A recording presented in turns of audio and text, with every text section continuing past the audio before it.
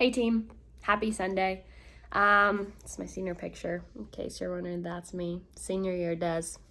I hope you guys are doing well. I know that this virus has been super crazy, and for me, I'll be candid with you guys. It put me into a little bit of a panic. The one day Josh was reading me some tweets, and I straight cried for like 30 minutes.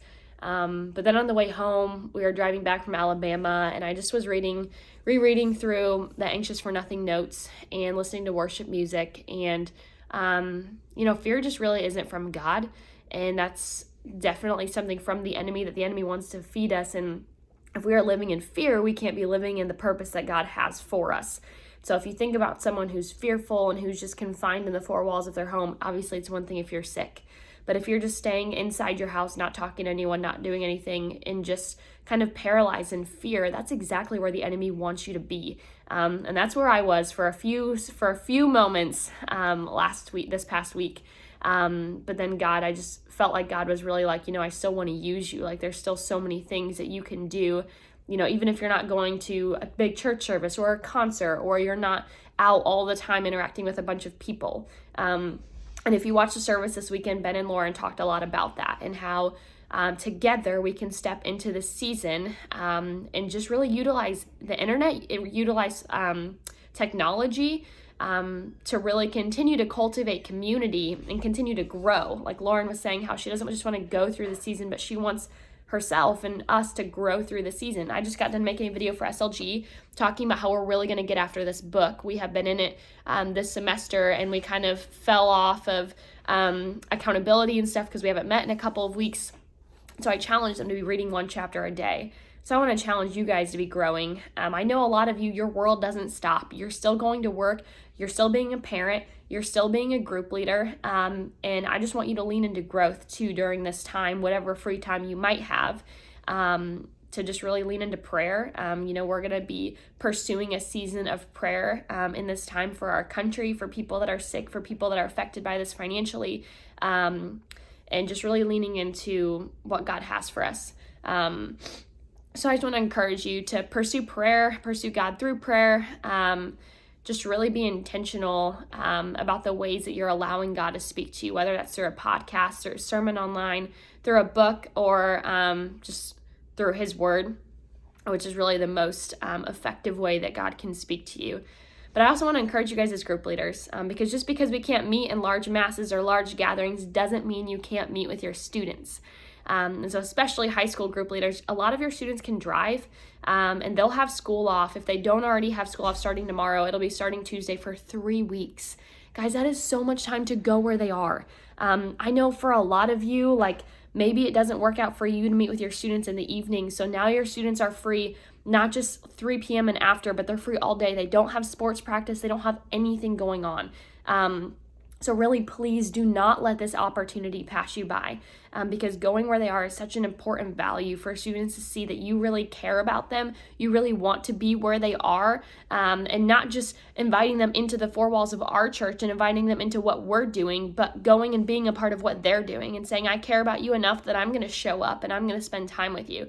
Some of you have been so diligent about going where they are, and some of you have been so good at that, but I think sometimes when we get in a pattern of not doing it, it can be really easy for us to just say, I'm busy, or I don't have the time, or whatever. Sinus infection, not corona. So I just want to encourage you guys with that. Middle school leaders, please go where they are. Go hang out with your students. Collaborate with a group of them. Take them. Megan Pryor went to Panera a couple weeks ago and took her girls to TJ Maxx, and they just walked around. For middle school boy students, get their gamer tags. They're going to be on Xbox for the next 3 weeks. That's all they're going to be doing, I promise. So play Xbox with them, PS3, 4, whatever it is.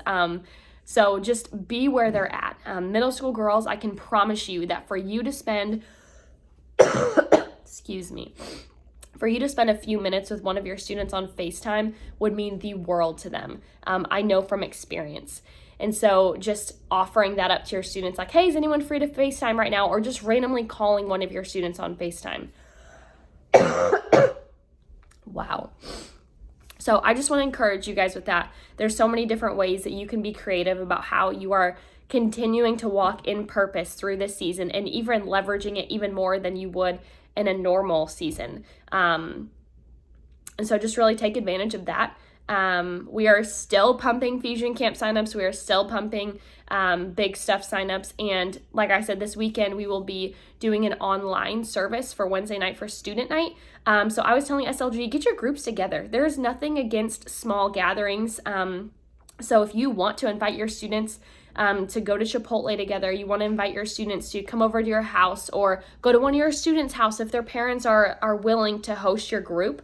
And that way, because we will have group discussion questions, so you can discuss that together, you can watch the service together, you can have hangout time, play cards, whatever that looks like. And then the document I sent you guys had a recommendation of different online platforms that you can use, like Google Hangout or FaceTime, whatever you guys want to use. If you can't get together physically, if you want to have group time online. I don't know what Josh is doing in my kitchen right now. So I just want to encourage you guys in that way. I, for one, I'm going to be super intentional about how I'm spending my time. We don't have weekend services, obviously, and we just really want to be strategic on social media about the way that we're meeting students right where they're at, because they're going to be on social media so much this week.